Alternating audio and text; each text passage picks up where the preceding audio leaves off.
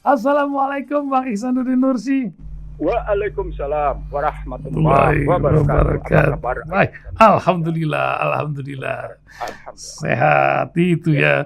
Ini luar biasa sekarang nih, banyak teman-teman kita yang penyintas maupun dalam keadaan terkena COVID, dan rupanya penyakit lain pun bererot di negeri ini ya, karena akibat COVID ini banyak yang lupa ya, macam orang berat badan tambah, olahraga kurang, makan obat berlebihan menyebabkan macam-macam racun dalam perut.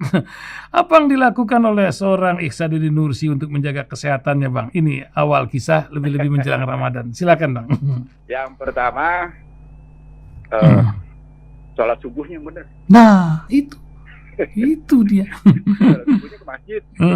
Jalan gitu ya. Sholat subuh ke masjid, keluar, menggerakkan tangan.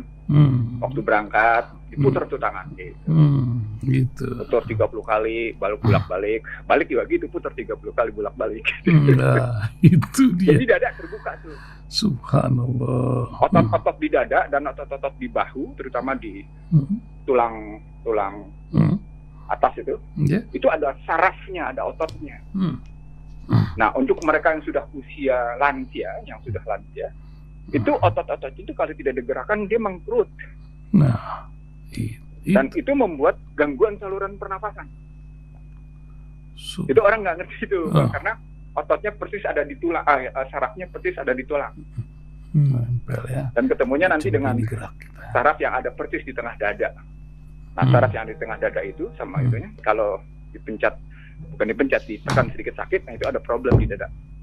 Itu bagian dari sakit dada, chest pain namanya. Kalau di rumah sakit Dr. Sutomo, itu chest pain center, itu harus diperiksa gitu. Di Jakarta saya tidak melihat ada chest pain center di mana. Itu subuh. Lalu selain itu juga harus olahraga. Itu. Ya. Ditanggung sih. Nggak usah berat-berat olahraganya. Yang penting sampai anak keluar keringat. Dan tetap membuat sedikit napas terengah-engah supaya mengganti udara yang ada dalam dada, ketukar posisi. Ya, luar biasa. Itu kesehatan seorang Ihsanuddin Nursi. Yang jadi masalah kesehatan keuangan negara. Kemarin itu awal minggu itu Hang Heng Hong, kesehatan negara darurat. Wah, tapi staf khusus langsung membantah itu hoax katanya. Nah, kok bisa ada hoax macam gitu? Kata orang itu nggak ada asap kalau nggak ada api gitu, atau terbalik bagaimana. Tapi yang darurat itu sebenarnya siapa? Rakyat kah? Negara kah? BUMN kah yang sudah lagi menanti-nanti SWF itu? Atau apa yang terjadi di negeri ini, Bang, sebenarnya? Sesungguhnya seluruh pelaku perekonomian di negeri ini darurat, kecuali hanya beberapa sektor saja.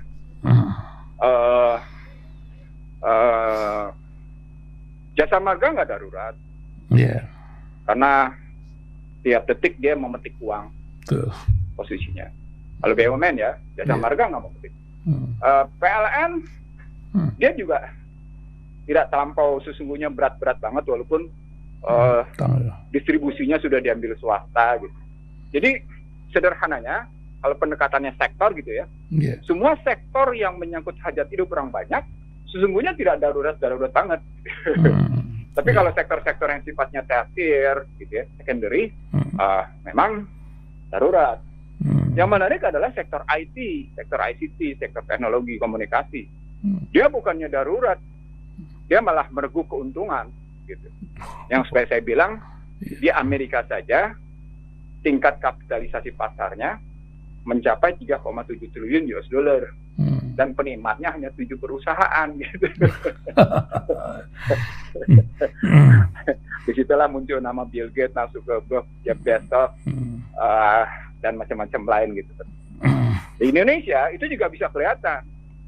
Semua swasta yang menyediakan fasilitas internet gitu ya, itu mereguk keuntungan. Anda bisa lihat, Anda nggak akan dengar ya namanya provider Telkom, provider signal HP gitu ya. Itu perusahaan-perusahaan itu kedarurat nggak juga. Apalagi terus ada ada pulsa yang dibayarin oleh pemerintah. Subsidi lagi. Nah itu sektor-sektor. Jadi, nah sementara kalau masyarakat, ya, jadi kalau sektor telekomunikasi, sektor farmasi, gitu ya, sektor kesehatan, justru sedang merebut keuntungan. Gitu. Yang betul-betul terkena adalah masyarakat. Kalau pakai data statistik kelihatan, masyarakat menengah bawah itu kepukul habis. Sehingga kalau pernah ada data dari Asian Development Bank bahwa jumlah masyarakat yang mendekati miskin itu 115 juta dengan indikator di bawah $2 gitu ya. Angka terakhir kan cuma 454 ribu, cuma $1, 0,9 sekian dolar gitu ya, 1,1 sorry, $1,1 per harinya. Maka jumlah orang miskin sekarang ya sudah ratusan juta kalau posisi. Jadi angka kenaikan kemiskinan disebut oleh BPS tidak lagi valid indikatornya, karena angka kemiskinannya cuma naikin sedikit. Dan itu kelihatan.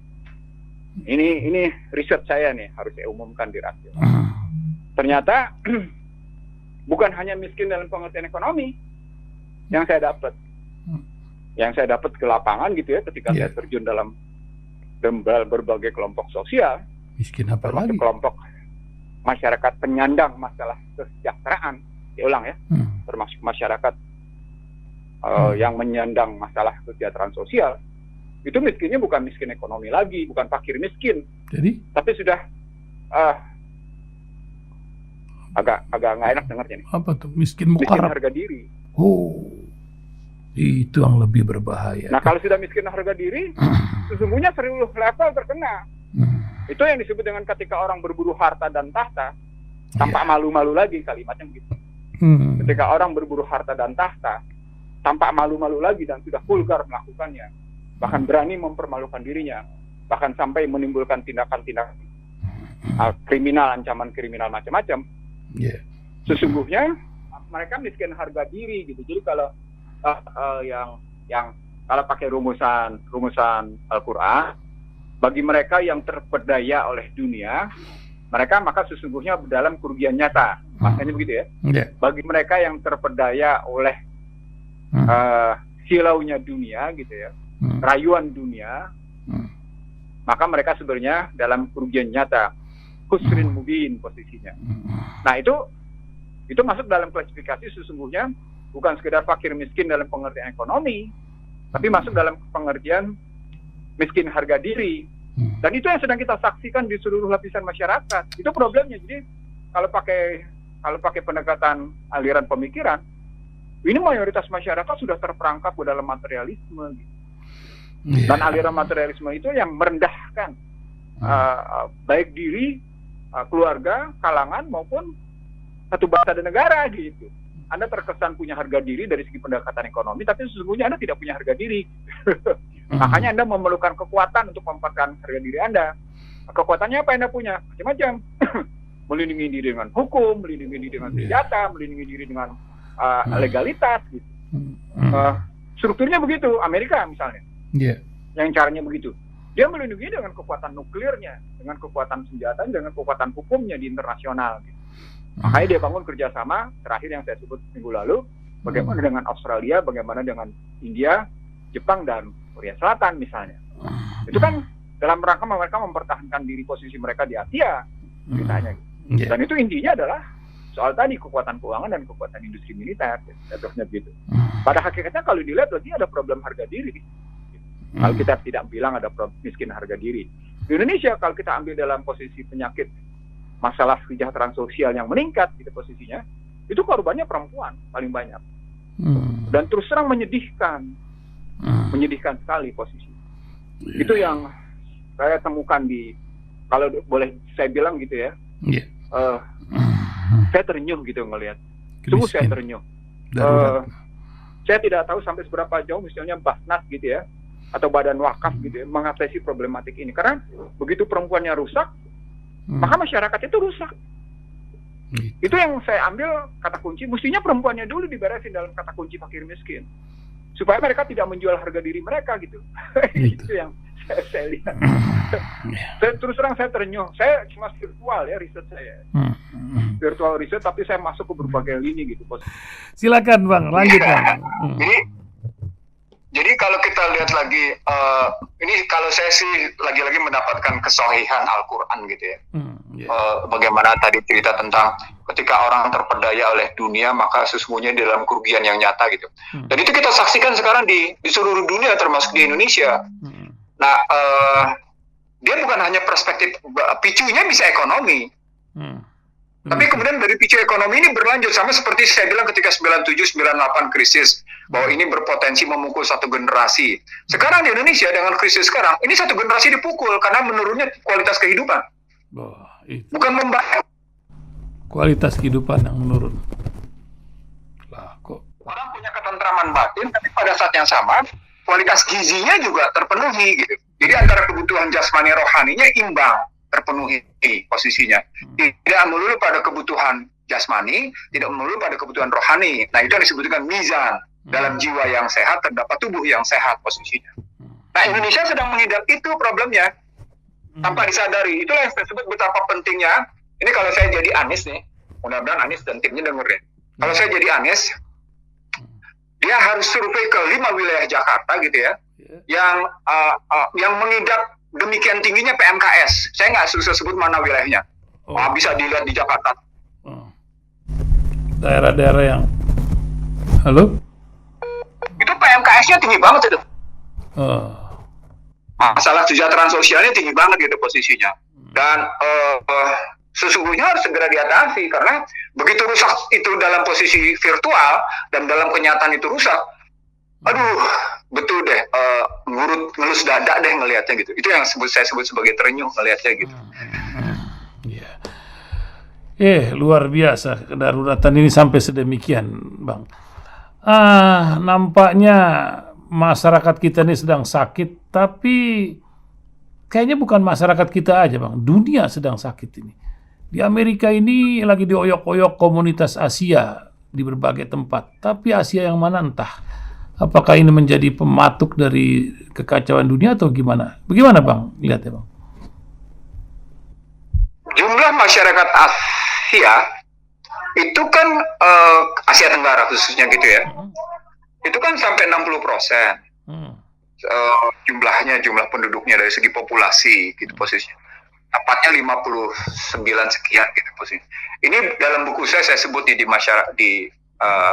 masyarakat ekonomi ASEAN, 2 jilid itu gitu ya.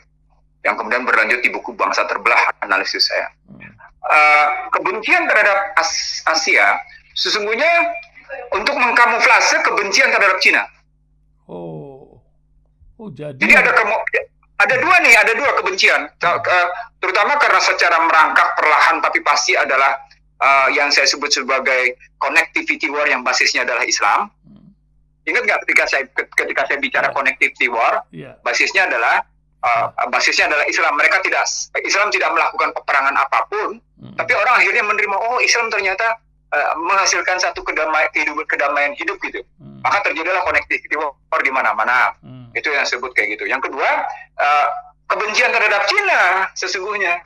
Maka kebenciannya disebut Asia. Sementara Islam itu tidak datang dari Jazirah Arab. Mereka menganggap pengaruh Asia yang dominan Islam, konstitusinya gitu ya, terutama untuk Indonesia, itu memang mempengaruhi di mana-mana gitu. Ini ada kebencian terhadap Asia. Nah, setelah pergeseran istilah jangan gunakan isu terorisme karena terorisme menunjuk pada posisi korban dan kedua adalah Islam, mereka menganggap ini menjadi perang agama. Jadi ada kesadaran pada mereka bahwa sesungguhnya mereka pemicu perang agama. Inilah bukunya Samuel Huntington dan Harrison yang buku terakhir, As a Culture. Kalau yang buku pertamanya tadi soal The Clash of Civilization, peradaban Barat sama Islam berbenturan. Lalu kemudian ketika bicara value human shape gitu posisinya di Age Culture-nya bersama Harrison, sesungguhnya dia tetap menyatakan musuhnya adalah tetap Islam. Tapi dalam pergeseran itu kan buku tahun 2000-nya.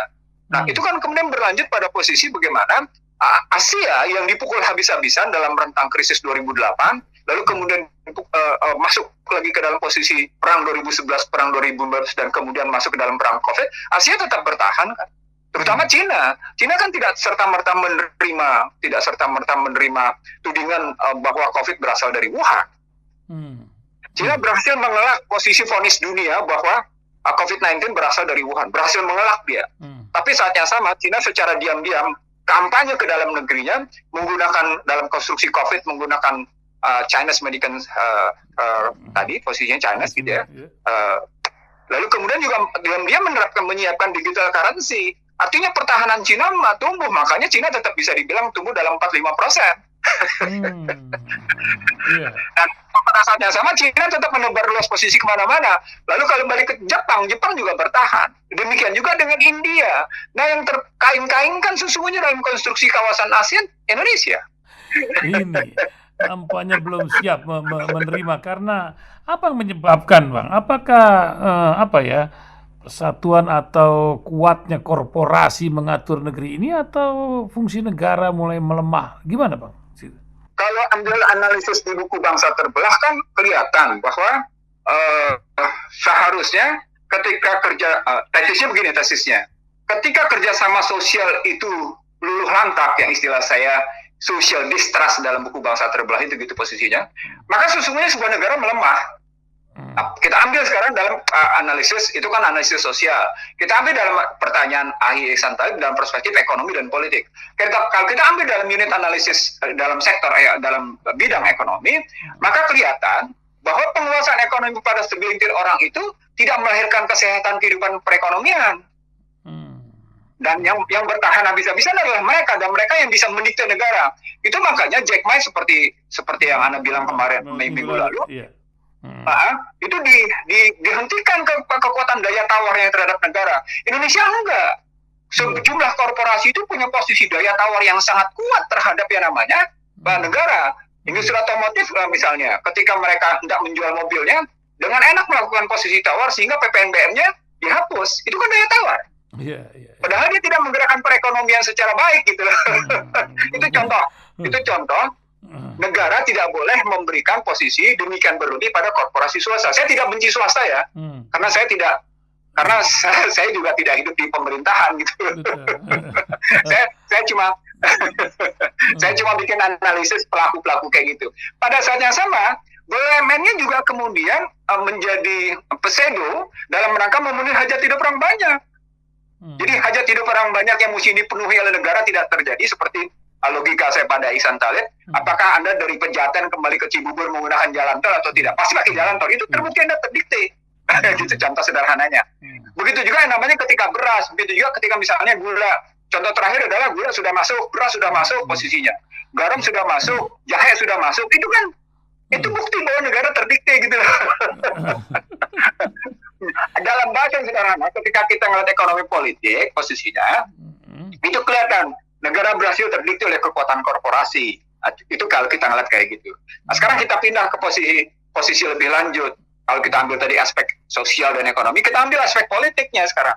Kalau kita ambil aspek politiknya, itu posisinya, maka yang terlihat adalah mereka cuma sekedar melakukan kerjasama di antara mereka sendiri. Dalam mereka tetap mempertahankan posisi kemapanan, tanpa peduli kemapanan itu apakah bermanfaat untuk masyarakat luas atau tidak. Yang penting mapan untuk diri mereka. Nah, itulah muncul kasus goodie bag, itulah muncul kasus pajak, muncullah kasus Juliari, muncullah kasus yang namanya Edi Prabowo posisinya soal benur, muncullah kasus Nur Abdullah di situ gitu ya, dan seterusnya sampai akhirnya muncullah SP3 buat Samsul Nur Salim gitu. Kemapanan. Jadi itu cuma letupan-letupan yang mengindikasikan bahwa kemapanan secara ekonomi politik dalam sistem ini sesungguhnya bergerak bukan untuk masyarakat luas gitu. Dia bergerak untuk masyarakat tertentu saja. Disitulah muncul yang saya sebut tadi, terjadi ketimpangan, baik ketimpangan ekonomi, ketimpangan sosial, ketimpangan politik. Nah, ketika ketimpangan itu terus berjalan, yang terjadi adalah sesungguhnya gambaran tentang pemiskinan dan kemiskinan harga diri. Pemiskinan dan kemiskinan harga diri. Kalau pakai bahasa saya, yang terjadi di Indonesia sedang terjadi kemiskinan struktural dan pemiskinan struktural gitu. Luar biasa. Tapi negeri harus berjalan terus, Bang. Nggak bisa berhenti. Apakah kita hanya bisa pada tingkatan berdoa atau apa? Karena ini sebentar lagi juga Ramadan. Atau memang sedang bersiklus negeri ini, atau dunia sedang bersiklus dari sebuah kisah nubuat atau apa? Apa yang Bang Ihsanuddin Nursi lihat dari bacaan-bacaan yang Anda lihat? Kalau saya pakai bacaan saya, sebagaimana saya presentasi pada Prabowo Subianto di rumahnya gitu ya, saya bilang siklus ini. Jadi waktu itu saya presentasi di depan Firmansyah, karena Prabowo tidak mendengar format berpikir Firmansyah dan format berpikir saya gitu ya, dalam konstruksi ekonomi misalnya. Dalam bahasa sederhana saya diaduk gitu ya sama Firmansyah. Nah saya cuek-cuek aja, nggak ada urusan sama gua gitu. Saya ngeliatnya sebagai siklus. Saya misalnya ngambil contoh bagaimana Perang Dunia Pertama, Perang Dunia Kedua, dan kemudian upaya merecovery perekonomian kapitalis yang tidak pernah menyembuhkan akar masalah gitu, sampai akhirnya mereka harus menyatakan mereka gagal gitu posisinya pada 2011. Dan sekarang, kondisinya sekarang, maka saya melihatnya sebagai sebuah siklus gitu. Ini ada, tapi ini siklusnya bukan sekedar siklus turun naik. Sebagaimana iklim sekarang, sebagaimana cuaca sekarang, Cibubur bisa tiba-tiba panas, tapi tiba-tiba terus hujan gede gitu, terus hilang sebentar. Kan kejadian begitu ya? Kejadian sekarang, ya, banyak kejadian gitu. Ada orang bilang, hujannya sebentar sekarang nih, gitu. Iya. Itu karena cuaca yang ekstrim tadi berfluktuasi gitu. Nah, cuaca yang ekstrim berfluktuasi, seperti misalnya banjir yang terjadi di NTT misalnya, itu kan sesungguhnya mesti dilihat dalam konstruksi bagaimana tindakan manusia. Karena artinya ada format keseimbangan baru yang sedang dicari oleh manusia yang tidak ketemu, dan Allah sedang membangun keseimbangan baru, Allah sedang memutuskan keseimbangan baru itu, menjalankan keseimbangan baru itu akibat ulah manusia. Kan kalau pakai Ar-Rahman misalnya, jangan membuat kerusakan atas keseimbangan yang aku buat, kan sampai kalimatnya 3 kali kan, keseimbangan posisi gitu kan. Kalau Fabi ayi ala irobikum itu kewajiban yang pertama, kata-kata mizan tuh sampai jangan sekali-kali membuat kerusakan atas keseimbangan yang aku buat.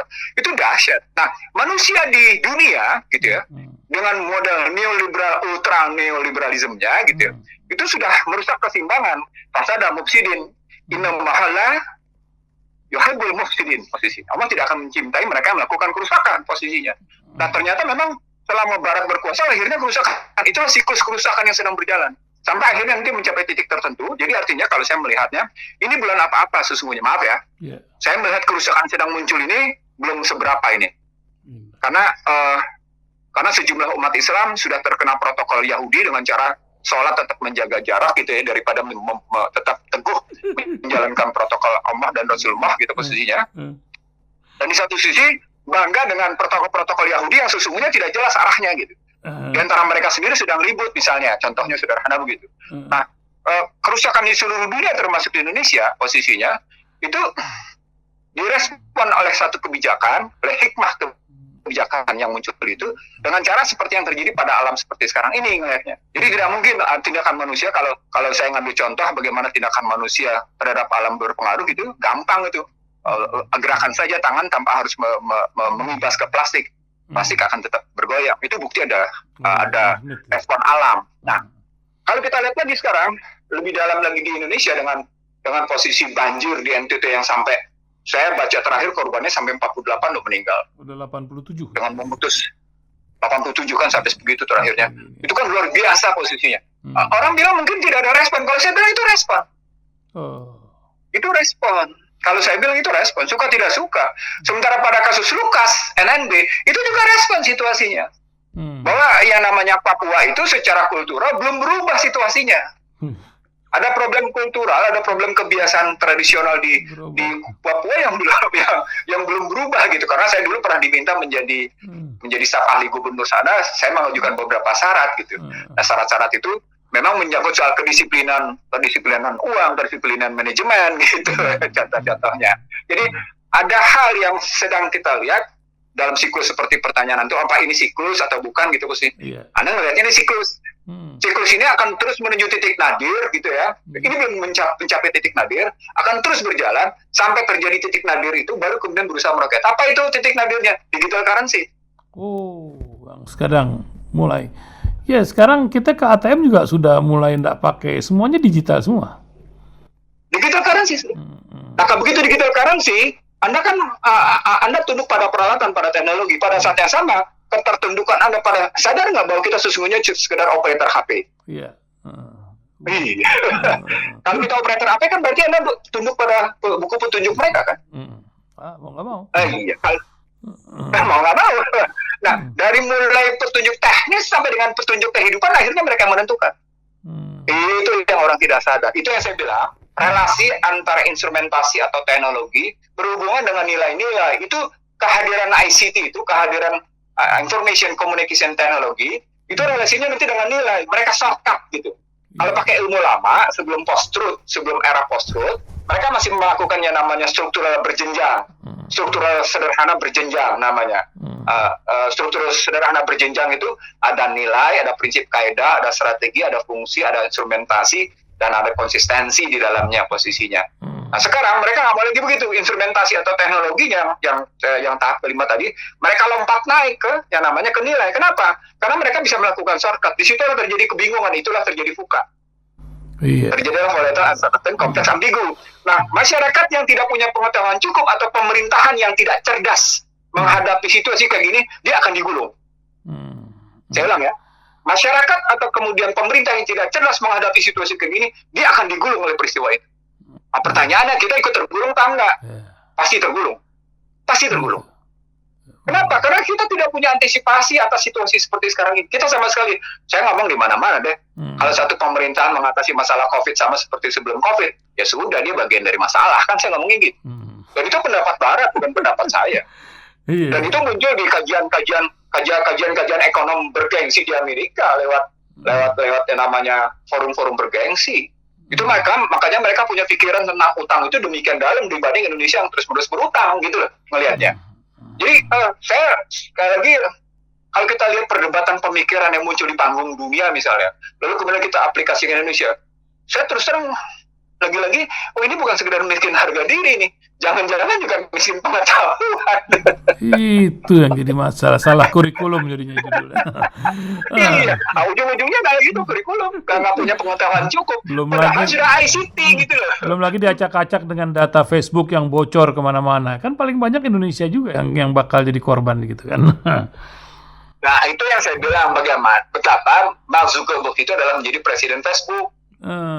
Karena jumlah ini 2,4 miliar. Suka tidak suka, Anda tunduk pada peraturan Facebook. Anda boleh di-ban, Anda tidak boleh di-ban, atau Anda mesti ikut aturan, tidak ada boleh ada tulisan FPI, tidak boleh tulisan HRS. Itu kan dia ngatur semua. Apa sih urusannya HRS sama FPI misalnya gitu loh. Apa dia merupakan virus yang begitu menakutkan gitu loh. Berarti putusannya, kalau saya pakai istilah mereka gitu ya, berarti ini bukan sekedar virus Trojan gitu loh. Ini virus yang begitu menakutkan secara sosial, politik, ekonomi misalnya. Nah ketemu sama tesisnya Stiglitz, ketemu sama tesisnya Thomas Piketty. Sepanjang yang namanya ultra neoliberalisme yang berkuasa, selama itu tidak akan pernah ada keadilan. Dan untuk membongkarnya harus dengan sebuah kekuatan gitu. Luar biasa Bang. Kalau ada yang bilang setelah siklus ini, biasanya setelah pandemik hancur leburnya itu diiringi dengan sebuah peperangan besar. Kita kan melihat Laut Cina Selatan, Ukraina ini kan bergolak terus, diawali Timur Tengah yang luar biasa. Apa yang Bang Ihsanuddin Nursi lihat ini sebagai penutup nih, waktu kita tinggal 5 menit lagi nih Bang, nggak sampai. Silakan Bang. Kalau Laut Cina Selatan itu pameran kekuatan militer dan pameran teknologi. Gitu. Cina akan mempertontonkan kekuatan, makanya saya bilang untuk menghadapi Laut Cina Selatan gitu ya, Jepang, India, Australia, itu posisi Korea Selatan, itu bekerja sama dengan Amerika. Motifnya sih itu karena dia berhadapan dengan Cina. Nah, Cina mempertontonkan kemampuan teknologinya. Jadi ada pagelaran, ada show force gitu ya, ada pertunjukan kekuatan di situ posisinya. Apakah pertunjukan kekuatan akan menjadi konflik? Tapi ini potensi. Jadi sejak awal saya melihat Laut Cina Selatan adalah pergelaran kekuatan dari negara-negara yang saling berkonflik di situ di dalamnya. Itu Laut Cina Selatan. Ujungnya akan kemana? Ujungnya akan menunjukkan sampai seberapa jauh mereka yang punya daya tahan itu akan mendominasi Laut Cina Selatan. Nah, siapa yang akan punya daya tahan? Yang paling dekat ya Cina posisinya. Gitu. Sementara Filipina, Brunei Darussalam, Indonesia yang berdekatan di situ, itu tidak punya daya tahan yang cukup menghadapi posisi di situ gitu. Makanya enak aja tuh, oh iya ikan dari Laut Cina Selatan mengalir ke perairan Indonesia.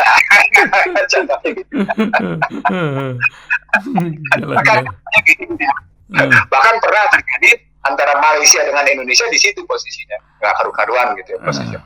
Itu kalau kita ngambil posisi untuk Laut Cina Selatan. Sementara kalau kasus yang namanya Ukraina, kalau kita lihat misalnya, atau kasus Jazirah Arab, sekali lagi mestinya kita lihat kalau Ukraina ini seru nih sebenarnya. Di belakang ini ada persoalan Muslim juga. Oh iya. Problemnya. Turki, ya. Ada problem Muslim juga di dalamnya gitu. Jangan ngelihat sekedar ini pertarungan ada persoalan macam-macam, tapi ada juga persoalan Muslim. Di sementara pada posisi di Timur Tengah juga begitu, diacak-acak habis-habisan. Artinya lagi-lagi tidak ada negara yang terbebas secara menyeluruh, secara umum, secara makro. Tidak ada negara yang terbebas dari posisi fuka. Tapi orang lupa bahwa fuka ini akan ada akhirnya, seperti pertanyaan Aiksan tadi. Ini akan kemana akhirnya? Ini akhirnya akan muncul pada posisi siapa yang mendominasi dua dengan basis IT. Ulang pertanyaannya. Siapa yang akan mendominasi dunia dengan basis IT? Dan IT itu digunakan sebagai sarana untuk militer, untuk keuangan, untuk industri, untuk ekonomi, untuk sosial, untuk politik.